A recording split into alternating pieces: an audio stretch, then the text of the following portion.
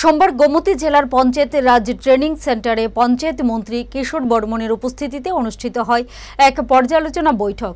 উপস্থিত ছিলেন গোমতী জেলার জেলা সভাধিপতি দেবল দেবরায়, বিধায়ক জিতেন্দ্র মজুমদার, রামপদ জমাতিয়া, অভিষেক দেবরায়, রঞ্জিত দেবনাথ প্রমুখ।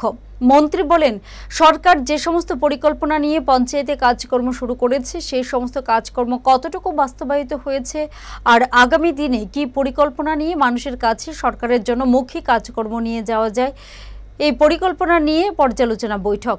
আগামী দিনেও বিভিন্ন জেলায় এই ধরনের পর্যালোচনা বৈঠক সংঘটিত হবে বলে জানান পঞ্চায়েত মন্ত্রী কিশোর বর্মন। রিভিউ মিটিং এর মূল উদ্দেশ্য হচ্ছে আমাদের গোমতী জেলা গত বছর আমরা সারা ভারতবর্ষের মধ্যে পঞ্চায়েত রাজ ব্যবস্থার বিভিন্ন উন্নয়নমূলক কর্মসূচির মধ্যে সারা ভারতবর্ষের মধ্যে গোমতী জেলা প্রথম হয়েছে। সেই কারণে একদিকে মায়ের ভূমি, একদিকে আমাদের সারা ভারতবর্ষের ক্ষেত্রে গোমতী জেলা আমাদেরকে ত্রিপুরাকে একটা সুনাম অর্জনের ক্ষেত্রে সহযোগিতা করেছে।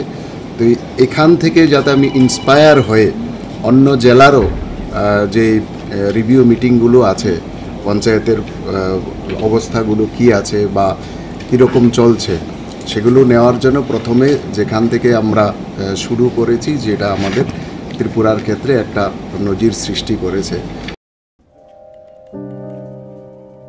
মাসিমণি, কেমন এটা? সো প্রিটি, পিওর সিল্ক না? ম্যাম, সিল্ক মার্ক ট্যাগও আছে। আমাদের exclusive design, hand woven in Benaras. এই ময়ূরের ডিজাইনটা বিউটিফুল। এখানে 100টা ময়ূর আছে। এটা বানাতে বেশ কয়েক মাস লেগেছে। এত বেশি ময়ূর যখন, দামও তাহলে? ময়ূর বেশি, কিন্তু দাম বেশি না।